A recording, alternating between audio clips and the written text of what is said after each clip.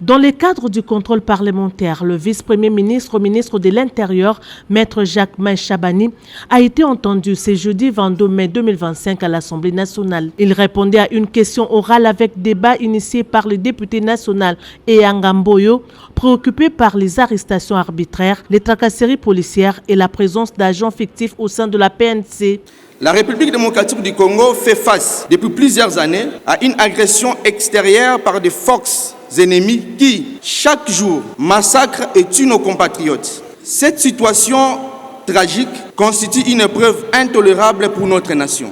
Dans ce contexte de guerre imposée, où la survie de notre peuple est déjà menacée par les forces extérieures, il est inconcevable que les pratiques ignobles telles que les arrestations arbitraires, les tracasseries policières et la présence des agents fictifs au sein de notre police viennent s'ajouter à la souffrance de notre peuple. Face à la plénière, le VPM a rassuré sur sa détermination à lutter contre les antivaleurs et à sécuriser les citoyens. Il a évoqué le renforcement du contrôle interne ainsi que la réforme en cours de la police nationale congolaise, actuellement à l'examen à la Commission défense et sécurité.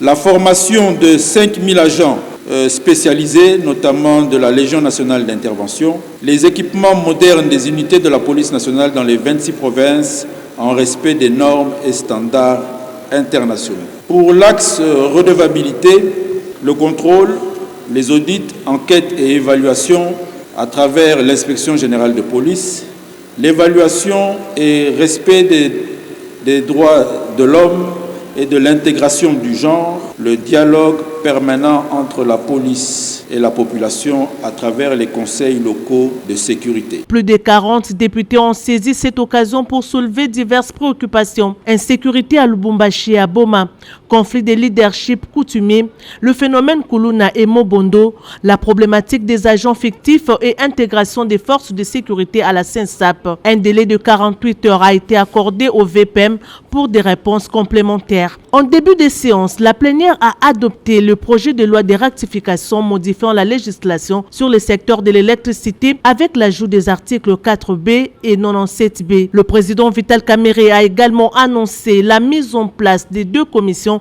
chargées d'examiner les réquisitoires du procureur général contre le ministre d'État Constant Moutamba.